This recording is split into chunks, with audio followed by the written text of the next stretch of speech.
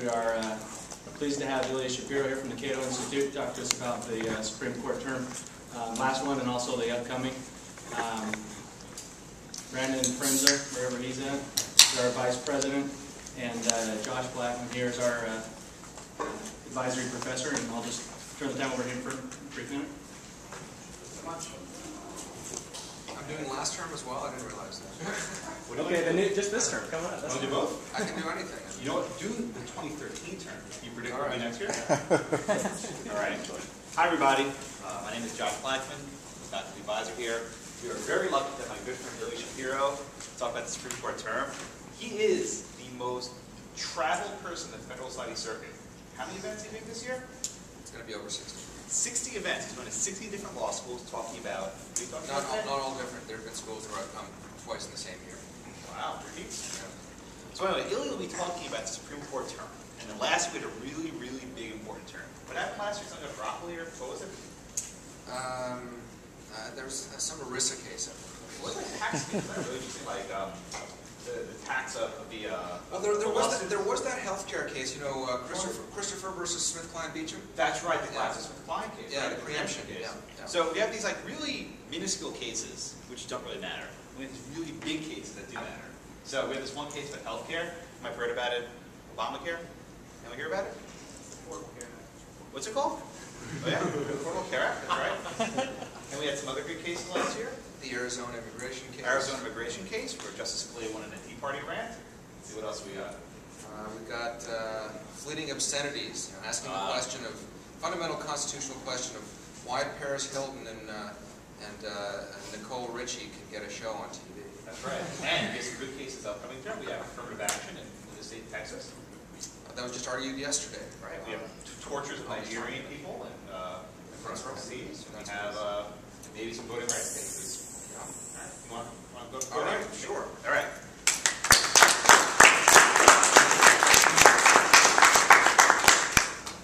I wasn't expecting the Josh-and-Ilya song and dance. I'm kind of rusty at that. Josh and I have co-authored a few articles, and when we go to present them, it's this weird.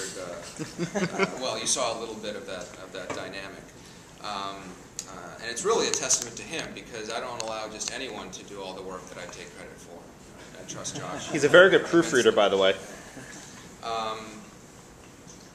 Well, I'll say a few things generally about the last term. If you want to get into the healthcare case or immigration or the First Amendment, I mean, whatever you want to talk about last term, this is what I do for a living. I'm happy to do that. But I want to get you guys primed for this coming term, or rather the one that we've already had 2 weeks of argument, so that you know you can follow what's going on as you read about it or hear about it in the papers, and you can remember, well, Ilya mentioned something about that. I don't remember what it was because he didn't do a very good job in describing it, or I kind of was focused on my tacos.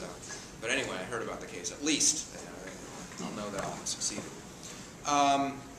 And by the way, this you think that's bad photoshopping? It's not. It's actually shot live on location. I was an extra in a movie out in Midland. Show me boots, Ilya. Yeah. Here's the boots that I got.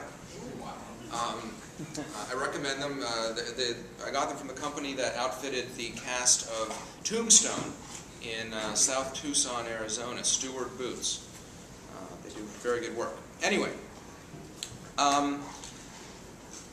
despite what you hear, and despite all of the attention on Obamacare and maybe a few other cases that were decided last term, October term 2011, that's last year, had a striking amount of unanimity and near unanimity. Chief Justice Roberts, if you recall, when he testified at his confirmation hearings, besides talking about balls and strikes, which is what most people remember, he also talked about the need for the court to speak with more of one voice, so people don't have the impression that it decides everything. It's hopelessly deadlocked 5-4 with, whatever Justice Kennedy has for breakfast that morning is the state of the law in the country. It turns out that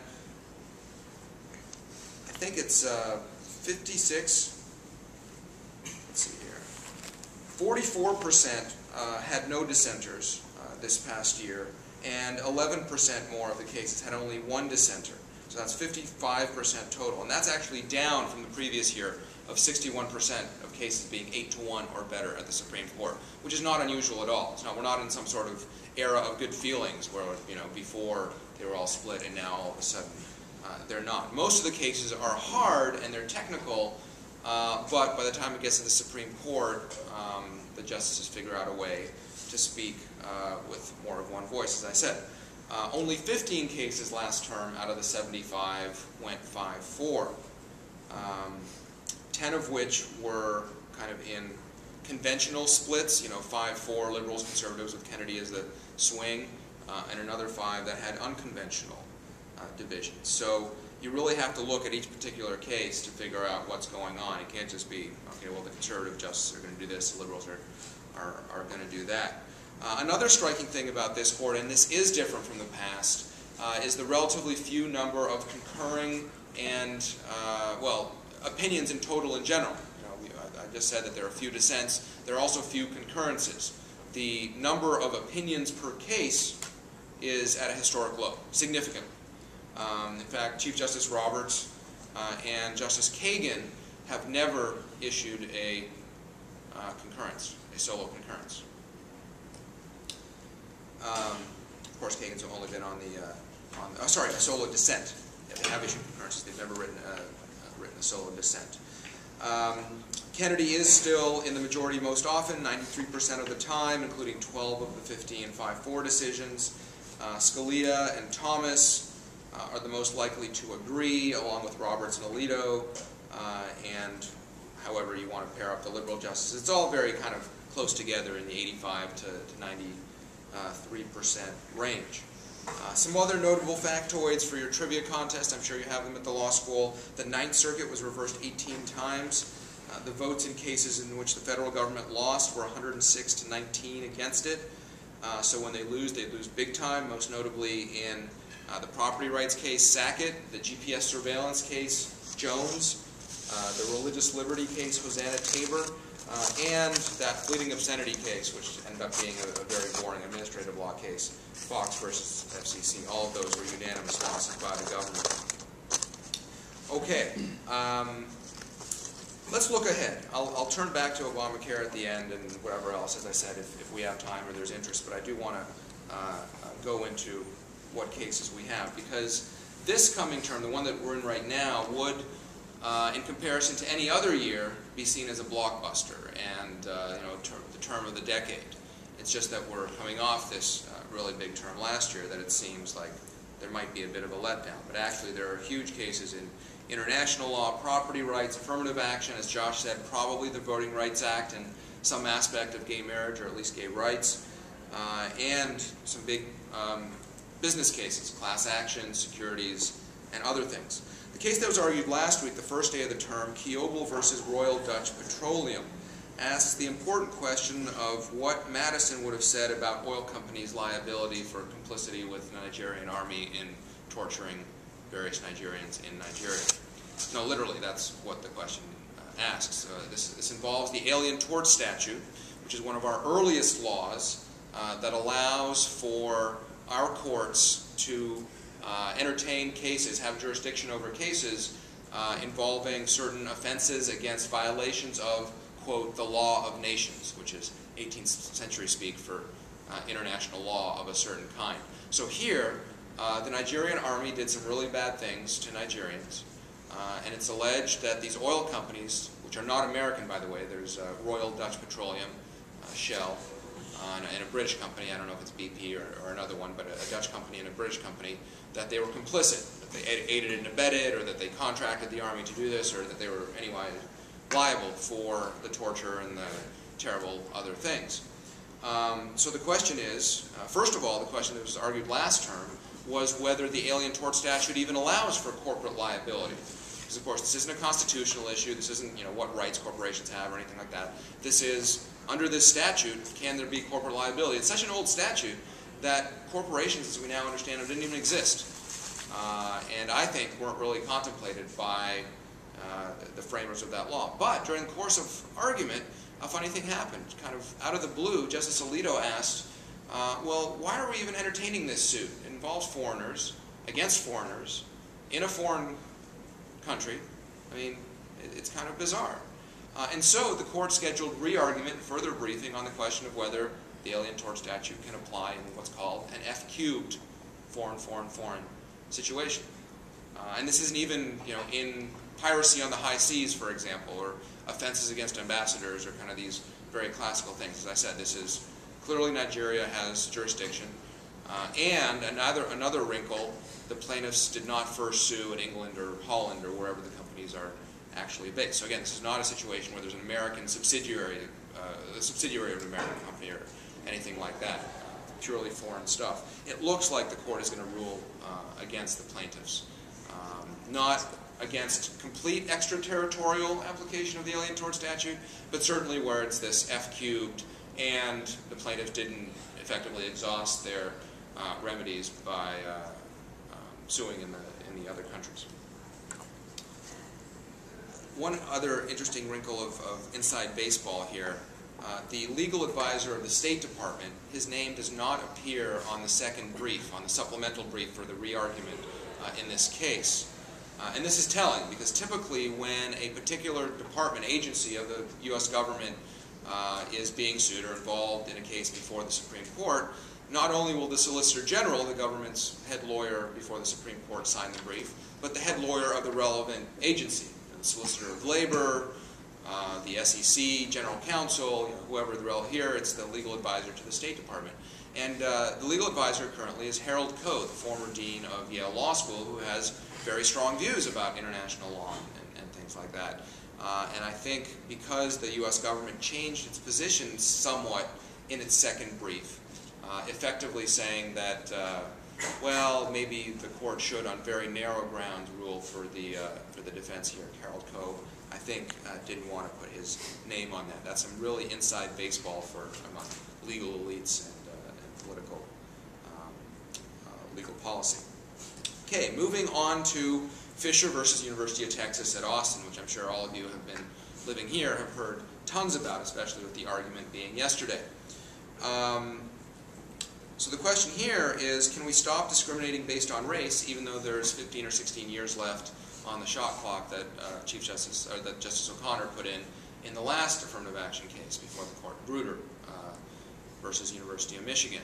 That was in 2003. In that case, there were actually two cases. The University of Michigan at the undergraduate level had kind of a matrix, assigned points to various things for their applicants. So if you were a concert pianist, you got 5 points. If you got straight A's, you got 5 points. If you're an Olympian, you got 3 points. If you're black, you got 27 points, something like that. And the court said, no, we can't have that. That strict mechanical construction of race is too much like quotas and racial balancing and other things that we don't allow.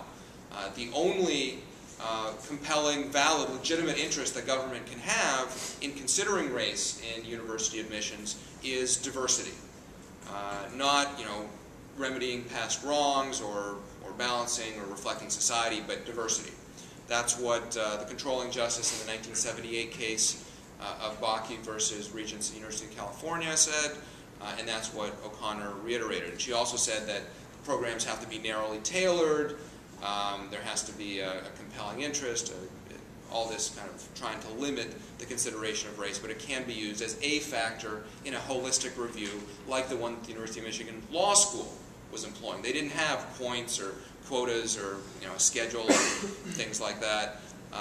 They said that they engaged in holistic review, so for diversity purposes, if you were from South Dakota, that was diverse. If you were an underrepresented minority, that was diverse as well. It seems like, as the statistics have come out since then, that whether O'Connor was right or not, that the racial preferences at the University of Michigan Law School are actually even greater than what was struck down by this mechanical system at the college. That is, the difference in the academic index of the people being admitted of underrepresented minorities, the gap is greater at the law school than what it was in the college when those people were, those applicants were given additional scores. I think putting it into the University of Texas at Austin context, well, let me explain first what UT's system is. They actually employed a race-neutral program before Grutter, when its previous system was struck down in the Hopwood case by the Fifth Circuit, which the Supreme Court did not take. And they said that, as I'm sure a lot of you are aware, if you graduate in the top 10% of your class in high school in Texas, you're guaranteed admission to UT Austin. And about 75% of the class is taken care of through that program. And obviously it's produced a diverse class given the diversity of different types of high schools that exist in the state. After Grutter, after this University of Michigan case in 2003, UT said, oh, well, we can consider race now. We're now going to start considering race for the other 25%, the non-top 10% applicants or admittees. And it turns out from that use of race, to achieve the same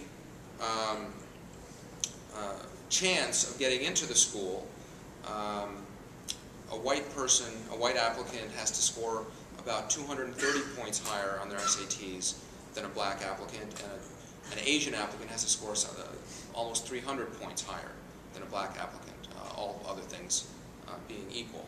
So the argument was held yesterday. There's several issues here. The university is arguing that there's not a critical mass of underrepresented minorities. What a critical mass is isn't clear, and they got the most pushback on that because, for example, there are more Hispanics than Asians at UT Austin, and yet Asians have achieved a critical mass, but Hispanics have not. Some things to consider are whether there's diversity within even small classes. So if you have a seminar of 8 people, are there underrepresented minorities there, which is kind of hard to reconcile given that the court said that having tokenism is not a justifiable reason either. There's various ways the court could go on this.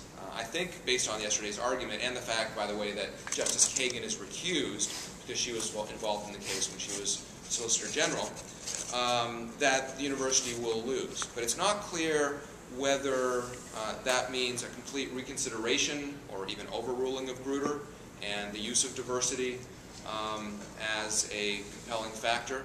If the court, when it does, whether due to Justice O'Connor's shot clock or otherwise overrule the use of race, racial preferences in admissions, it'll say something like, well, this diversity is really sham diversity and race is being used for balancing and there's no way to tailor it otherwise and it's a messy system, and as Chief Justice Roberts has said, the way to stop discriminating based on race, or the way to stop racial discrimination is to stop discriminating based on race. I'm not sure that that's going to be what's going to happen in this case, because there are narrower ways to rule, and this court, especially Chief Justice Roberts, likes to rule narrowly when possible.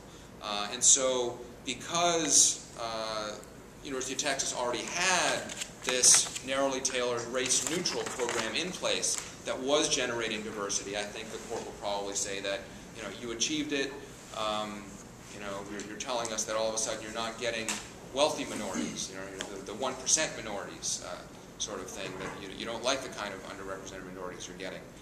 That's not a compelling interest, and so we'll throw out your use of race, which wasn't really adding that much diversity anyway. I think there's a matter of 33 students or something that were added because of racial preferences under this program, and so they can easily strike that down without saying anything more about Grutter, although I do hope that they do clarify the standards more, because universities do all sorts of different things, and affirmative action is a contentious issue that really needs to be solved outside the court, but I think the court, to diffuse the legal side of it, really needs to spell out in actual legal rather than O'Connor terms what universities can do. A copyright case. Kurt Sang versus John Wiley and Sons. Can you judge a book by its cover's country of origin?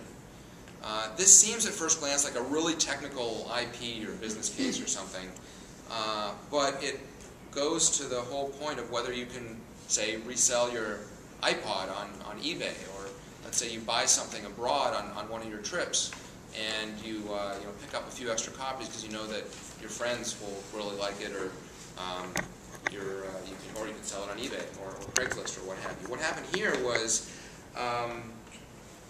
a graduate student from Indonesia, I believe it was, discovered that the foreign edition of the same textbooks that he needed for his various classes were a lot cheaper back home in Indonesia.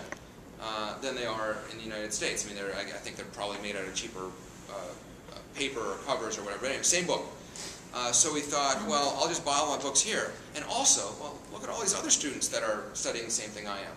I could make some money selling these cheaper books, and everybody wins. So he eventually got revenue of something like $900,000, made $100,000 a profit of reselling these books. He would get them shipped or go home and bring them and then resell them. The problem is that can be seen as violating a section of the Copyright Act, which prohibits importing a work, a covered work that's copyrighted, without the authority of the copyright's owner. However, there's this concept of the first sale doctrine. If you buy within the country something, you can resell that without violating copyright law. So, does that first sale doctrine apply to things acquired abroad? This has huge concerns in the tech community, in anybody that's involved in global commerce, basically. So when I first saw the case, I'm like, well, I'm not that too into IP, and there are a lot of those squiggly section symbols from the Copyright Act. Can't be very interesting, too technical. But actually, as I've delved into what's been written about it in the blogosphere, it could become a rather important case. The big property rights case, Arkansas Game and Fish Commission, asks the question of when trees fall in a forest due to temporary flooding, can you recover for damages? Whether they make a sound or not, I guess. The Arkansas Game and Fish Commission owns 24,000 acres of a wildlife preserve in Arkansas, and that they administer for recreational purposes. There's some lumber activity going on, and the federal government, the Army Corps of Engineers, floods the land occasionally as part of a flood control program.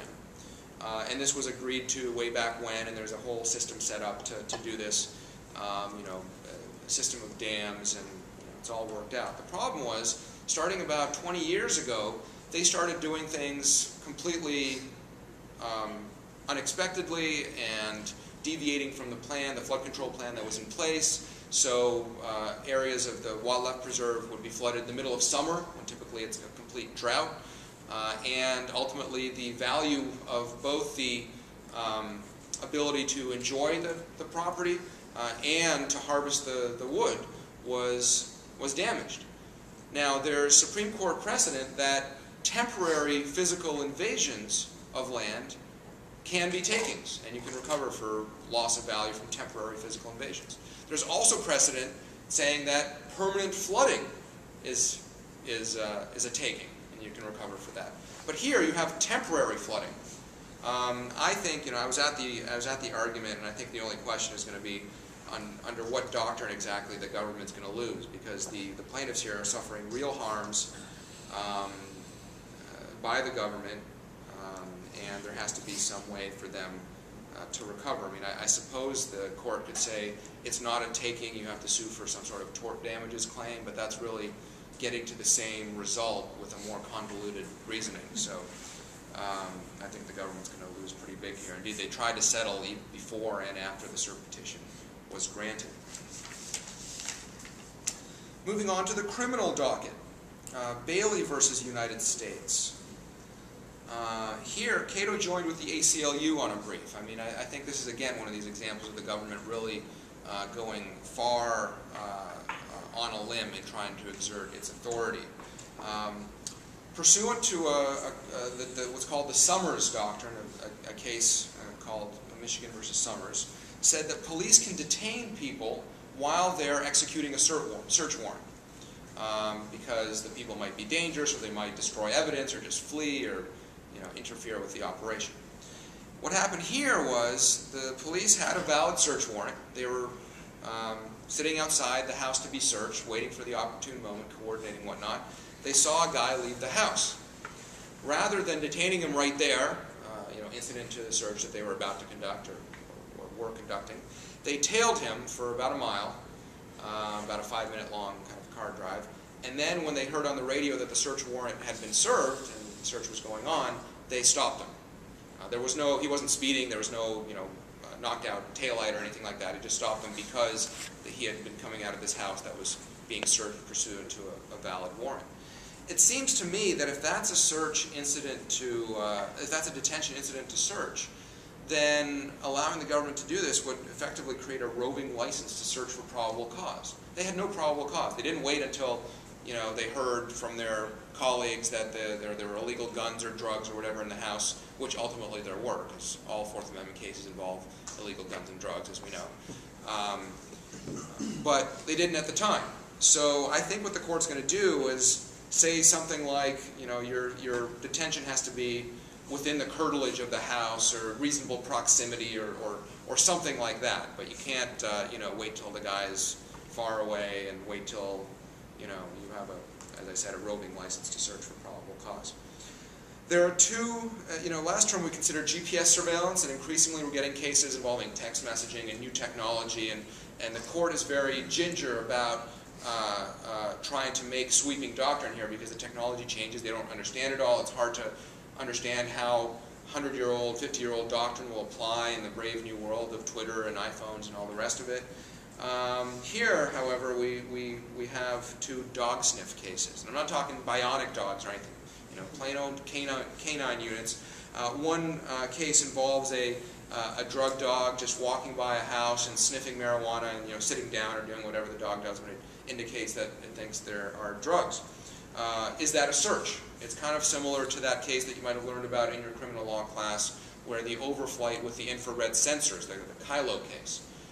So is this kind of high-tech technology enough, unexpected? How does it affect the reasonable expectation of privacy? Is it a search? Do they need a warrant? Those types of questions.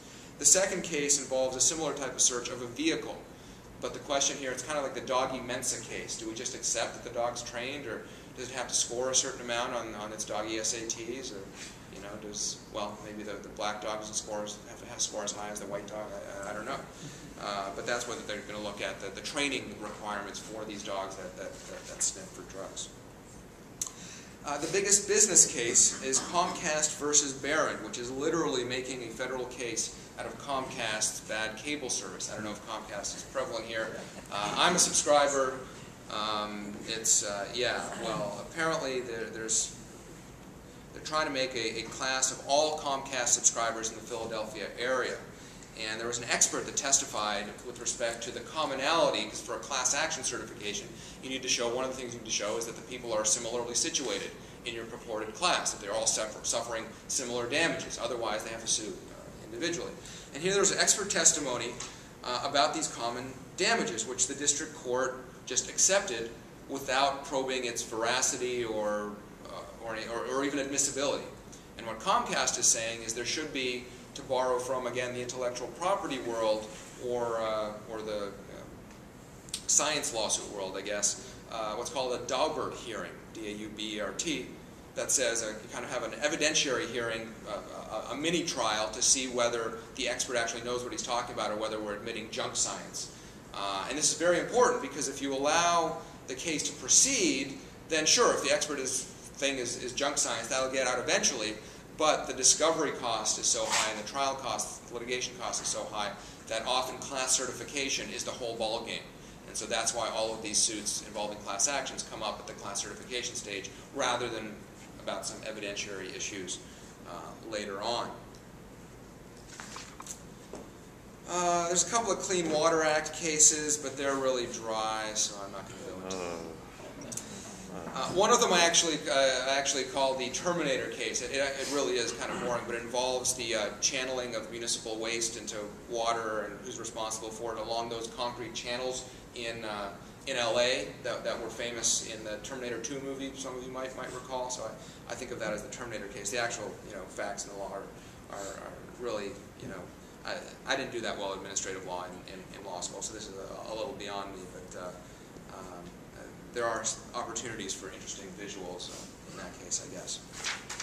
Well, I think that's enough for the cases that are already on the docket. I'm going to skip over, I know some of you are going to be disappointed, the ERISA case that's on here, although ERISA lawyers tell me that it's pretty important. I don't know, something that excites ERISA lawyers might not be a very high standard.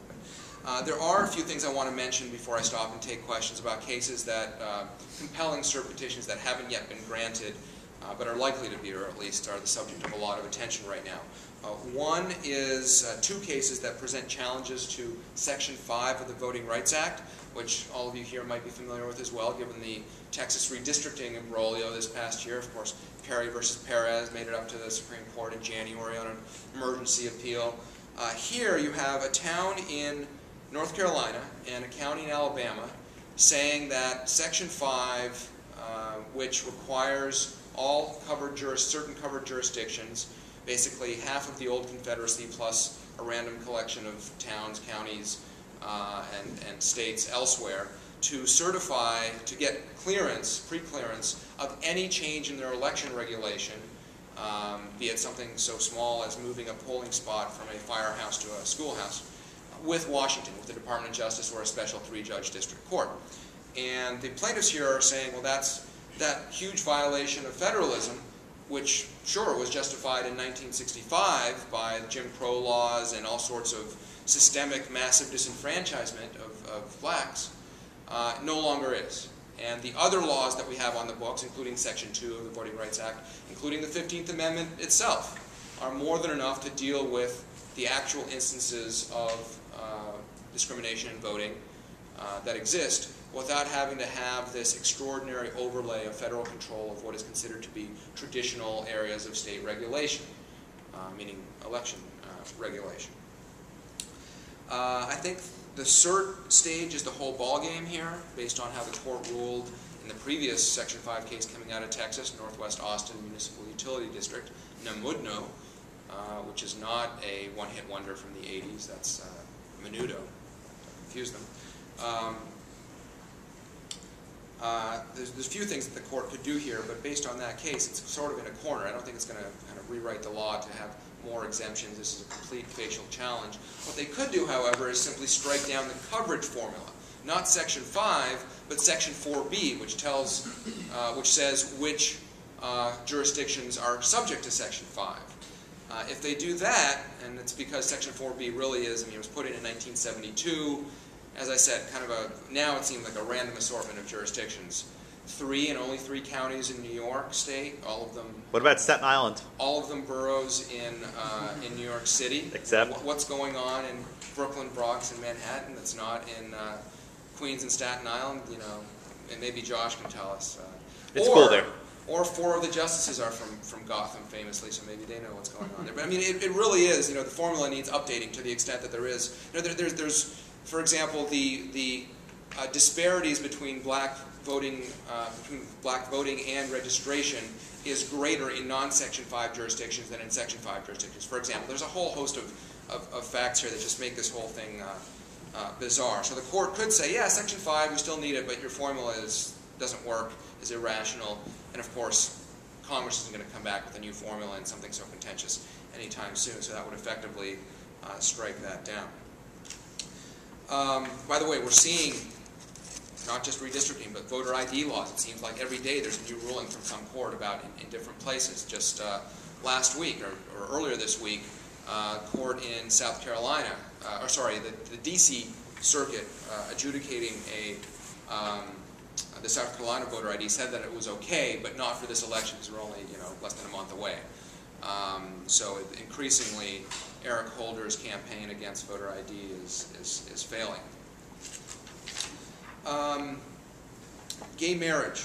I don't think gay marriage will make it to the court this term, but I do think gay rights will. Let me explain. Prop 8, the California case, the initiative that overturned California's legalization of gay marriage. There, the Ninth Circuit, and Stephen Reinhardt, the judge who wrote the opinion, the bane of conservatives in a lot of ways, wrote a very clever opinion, essentially saying that, no, Prop 8 is struck down, you can't prohibit gay marriage in this way, but effectively this is only applicable to Pacific Coast states who are going bankrupt, who have had a governor who's a major Hollywood star. I mean, really, the way that he crafted this opinion isn't much more broad than that. He effectively said that because the only difference between marriage and the civil unions that are available to gays is the name, there's no other difference in rights, then the only possible reason for withholding that name is some sort of animus or other irrational reason. And also, another factor is that Californians already had these rights, and now they're being taken away. This might actually save him from having Supreme Court review, because that's a pretty narrow ruling. He didn't say there's a fundamental right to marriage or equal protection or anything like that, just what I said. But it might create perverse incentives elsewhere in the country, where state legislatures who might otherwise want to create civil unions will now be shy about giving them quite as many rights as full marriages, lest they be judicially flipped into marriages. But again, the court, I think, can dodge that. What I think they'll have a hard time dodging are the various, I think there's about a dozen cert petitions now relating to Section 3 of the Defense of Marriage Act. And this has nothing to do with whether a state has to recognize marriage or even whether it has to recognize the marriage of a sister state. This is about whether the federal benefits attending marriage have to be given to gay spouses in the states that do recognize, where they are legally gay married. And it comes up in a whole host of ways. Tax provisions, inheritance provisions. One really interesting one, the state of Massachusetts is suing the federal government because it has joint administrative authority over a veterans cemetery, a VA cemetery, where the gay spouses of certain veterans want to be buried. And the federal government regulations essentially say that if Massachusetts allows that to happen, they lose their VA funding. Well, so obviously Massachusetts is suffering injury, and yet it's, gay marriage is legal in Massachusetts. So I think one of these things will be taken by the court, and if and when that happens, I think based on Justice Kennedy's past writings in this area, I think it'll be struck down, and will leave to a future day the actual issue of gay marriage itself. Finally, the return of Bond versus United States, which was at the court 2 terms ago. This is your typical case of federalism, adultery, and chemical weapons.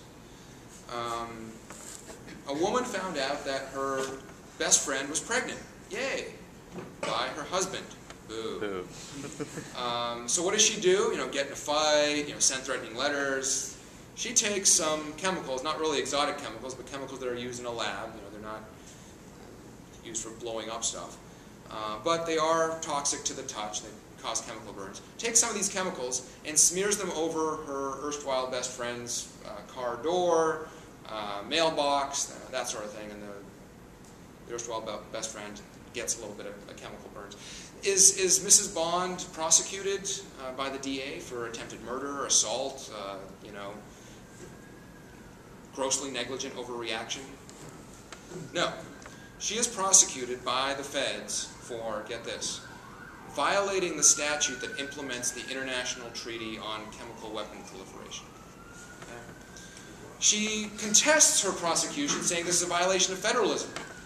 Why do the feds get to impose this treaty on a run-of-the-mill assault sort of thing? The federal government, until the Supreme Court last time, actually took the position that she doesn't have standing to challenge the constitutionality of this prosecution. The Supreme Court unanimously said, "Are you kidding us?" Justice Kennedy said that the structural provisions of the Constitution, federalism, and all the rest, 10th Amendment, are there to protect individual liberty. And of course, you have standing to challenge whatever, throw the kitchen sink of legal theory at whatever, however you're being prosecuted. Went back down to the Third Circuit on remand. Third Circuit says, well, look, this does seem pretty stupid. In fact, one judge wrote a concurring opinion saying this really is stupid. Supreme Court, take this up and clarify your law relating to treaty power. Because there's this little cramped opinion from 1922, Justice Oliver Wendell Holmes, said that pursuant to a migratory bird treaty between the United States and Canada, the state of Missouri can do certain things that it otherwise wouldn't be able to do. The federal government can do certain things in the state of Missouri that it wouldn't otherwise be able to do. Actually, it's not clear whether that's what it says. Oliver Wendell Holmes kind of writes in this cryptic style, and who knows, but it's been interpreted that way for decades by a lot of courts.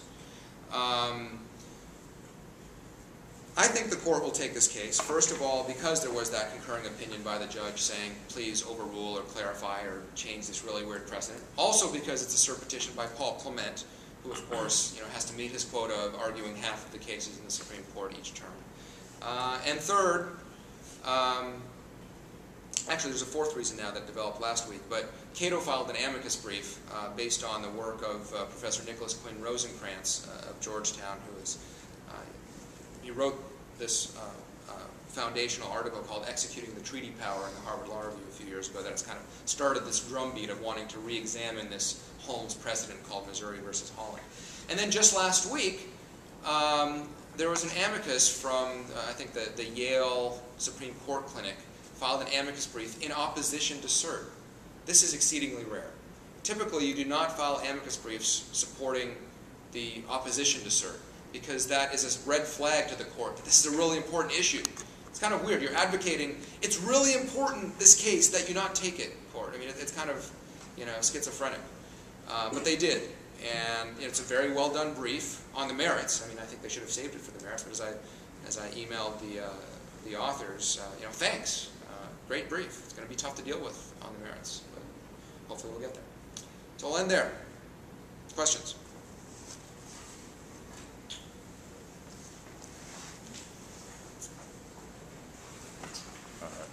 All right, I will ask the first question. Ilya, So what do you think? So let's talk about Obamacare. You skipped it. You totally didn't mention a single word about Obamacare is not going to be at the court this year. It's going to be at the court probably again the following year. That was my next question. Yeah. So, what about the lingering issues of the healthcare law about liberty of conscience and due process? What's coming up with that? Well, there's a host of lingering. I mean, anytime there's a foundational, really big piece of legislation, you have decades of Lawyer Full Employment Act litigation over different things, not just whether it's constitutional, but how it applies. And this is true for Social Security, Medicare, the Americans for Disabilities Act, which President H.W. Bush signed in 1991. We're still seeing every couple of years a Supreme Court case about. There are a number of cases still outstanding, part of which were generated anew because the mandate was rewritten as a tax, because there's a whole host of arguments that you can make based on tax law now that's open to potential challengers. So Ilya, so if this is a tax, right? Yep. We know that the Constitution says taxes must originate in the House. This bill, the Affordable Care Act, did not originate in the House; it originated in the Senate. How? Well, that's the question. Did it? It is. This is the origination clause. Everyone turn to your pocket constitutions here. What section is it, Josh? What is it? You find that for me while I discuss. So, indeed, measures for revenue raising, taxes, have to originate in the House. What happened here was there was this law relating to Veterans Affairs or something completely unrelated that was passed out of the House. Harry Reid took it, amended it by completely stripping it, including the title, and replacing it with Obamacare. Now, things like this have been done in the past by the Senate. Article 1, Section 7, Clause 1. There you go. Article 1, Clause 1, Clause 7, Section 7. Good. This has been done by the Senate in the past, but never for something so fundamental, and I don't think something so brazenly. I mean, if anything can violate the spirit of the law, this does. It's unclear whether this argument has legs. There are, I think, two lawsuits that I'm aware of, one by the Pacific Legal Foundation in the District of D.C., it's called the Sissel case, and one by Oklahoma in the District of Oklahoma about it. Nobody gave the Commerce Clause, Necessary and Proper Clause, Spending Clause challenges a snowball's chance of making it to the Supreme Court or winning. So, this one, who knows, might make it. The contraceptive mandates, which you might have heard of, the only employers exempted from mandates regarding these things that might violate people's religious beliefs are churches. So not even religious institutions that aren't, that do something, that provide social welfare, soup kitchens and the like, adoption agencies and the like, are not exempted.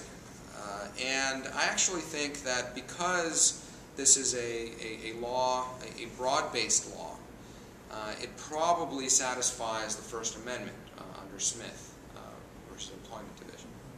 However, the RFRA claim, the statutory claim under the Religious Freedom Restoration Act, is quite strong here, because RFRA requires that the harm to the religion, to the religious liberty interest, can only be justified if that program is compelling, and again, as I was discussing with strict scrutiny with affirmative action, and it's the most narrowly tailored way of affecting its goal. So here, clearly, there could be a further exemption. You don't necessarily need the religious employers to sign up for stuff to provide for their employees and things like that. So that, I think the argument there will be at the end of the month in the D.C. Circuit, the first appellate court to take it up. I can see every appellate court ruling against the government on this, in which case the Supreme Court wouldn't necessarily take it. What other claims are there? Oh, some interesting ones. I don't know if this has been filed yet, but there's an interesting, as Nancy Pelosi said, right, we need to pass it to discover what's in it. Well, now we're discovering what's in it, and there's more and more constitutional defects and other types of problems. States have an option whether they want to set up these exchanges through which health care will be provided, insurance policies will be sought. If they don't, the federal government will set them up itself. However, subsidies for buying health insurance are only offered in states that, and tax credits, these sorts of things, in states that do set up exchanges. And employers are penalized if their employees don't have health care and aren't receiving tax credits to enable them to get health care. So in the states where no federal exchanges are set up, employers might be suing because they might be fined for having these employees in the way that it's structured. Now, the IRS is promulgating a rule. I don't know if it's fully in effect yet, but they've been having notice and comment saying that, well, that was just a Scrivener's error. That, of course, we meant these credits to apply to everyone, regardless of whether it's a state or federally created and run exchange. However, if you look at the legislative history, which everybody except Justice Scalia tends to, Congress wrote it this way to incentivize states to create exchanges. Of course they thought, well, if we only provide tax credits and subsidies to the citizens of states that create the exchanges, well, then more states will create the exchanges. There actually was a policy reason behind it. It's not like they left out the word and federal. There were amendments that were offered and rejected to make it apply to everyone. So there's little quirks like that. As I said, we haven't seen the end of even to the taxing power argument. Roberts said that the mandate was actually a tax. I've taken to calling it the unicorn tax, a creature of no known constitutional providence that will never be seen again. But nevertheless, if it's a tax, it has to be some kind of tax that the Constitution authorizes. Just calling it a tax isn't the end of the story. And Roberts went out of his way to say that it wasn't a direct tax because direct taxes have to be apportioned. That means you set the amount of revenue you want to raise, divide that by the population of the states, and apply it in that manner. Obviously, the Obamacare tax, the tax that you can choose under Roberts' view to pay if you don't buy health insurance, isn't charged, isn't assessed that way. But if it's not a direct tax, then what is it? Because the only other types of taxes that the Constitution authorizes are duties and imposts. Presumably it's not that because we're not importing insurance policies from China on container ships. Income taxes, which is, the court has held, is a tax on the accrual of wealth or income, whether that be capital gains or wages or interest. Here you have your income as being part of the formula that determines what your tax is, but it's not your gain or loss of income that affects how much you pay or that affects whether you pay. It's not your trigger. The trigger is your choice not to buy health insurance or the status of not being insured. So that leaves excises. Excises are taxes on transactions and activities, and the court majority said that this was not a transaction or activity. So I'm not sure whether this is some sort of sin tax, a tax on the sin or the privilege of not having insurance, or what. I mean, really, if it is a tax, I think it is a direct one, because direct taxes are basically taxes on each person or on property, or there's no activity involved, there's no transaction, importation, or anything like that, and therefore it's unconstitutional because not apportioned. But it's Robert's opinion on this taxing power section is it's a head scratcher. It's unclear whether it gives the government the power to do anything it wouldn't otherwise, or whether the government would ever use this sort of power, but I think Roberts at some point posed himself the conundrum or the dilemma of how do I leave most of the law standing while not expanding federal power, and this is sort of what he came up with. Question there? How do you think they might address the international corporation situation since there's that tax issue there as well? The international corporation situation? International corporations are doing business with the U.S. or if the U.S. is sending their employees to work for international corporations. We usually have a tax treaty situation that takes care of that, but if this is truly a tax, will we now require international corporations to give U.S. health care to our citizens, or our corporations give health care to the international employees? That's a great question. I mean, I'm just a simple constitutional lawyer. I don't understand these complicated tax accounting interpretations. I don't know. That, among many questions, I think are yet to be World health care discovered. All right, sir. There was some talk about Justice Kagan recusing herself because she was the Solicitor General when the federal government's argument was filed, I believe. Is there any talk about or ideas about, because she did not recuse herself, how that fits in with Justice having to exercise good behavior? Well, there was a cert petition filed to the Super Duper Court, which didn't grant it. I've looked at all the documents that came out of the FOIA request. I think there's something like 3,000 pages relating to Kagan's involvement, and it's debatable. At one point, she told her deputy to go to a meeting in the White House about this. While she was still Solicitor General, this was still in the district court level, at which point the Solicitor General's office doesn't really get involved. She testified at her hearings, and what we see from the papers that have come out, she really wasn't involved. I mean, she was aware of what was going on. I mean, you had to be under a rock to not be aware. I'm sure she had some views on it, but emailing Larry Tribe at Harvard saying this is great, or telling her deputy to be involved in spearheading and stuff like that, isn't really developing the arguments or being involved in litigation. So I certainly wasn't one of those who was saying this is an outrage that she's there or anything like that. In general, I think that recusal standards are too strict, if anything. A justice has a couple of $1,000s worth of stock, and now the law was changed so they're allowed to sell that stock without paying a capital gains penalty to enable them to do that. But really, if we think that having a couple of $1,000s of IBM stock makes you biased, then I think we have bigger issues with the trust in our institutions than we do that particular justice being biased. And it's most important at the Supreme Court level. This isn't just like in the district court where one judge recused, you put in another one. Here, there's no replacements. And so oftentimes, for very important cases that are worth a lot of money, that have spent years going through the system, all of a sudden one justice is recused and you're left with the 5-4. Like or, Fisher. sorry? Like Fisher. Like Fisher could end up 4-4. That's right. There was a case, again involving, I believe, the Alien Tort Statute, anyway, international suit in South Africa with lots of big companies. There didn't end up being a quorum of the Supreme Court. I think only 5 justices were left, or whatever the quorum was. So they just weren't able to take this very important case for what seems to me like incidental reasons. For example, the Stop the Beach case.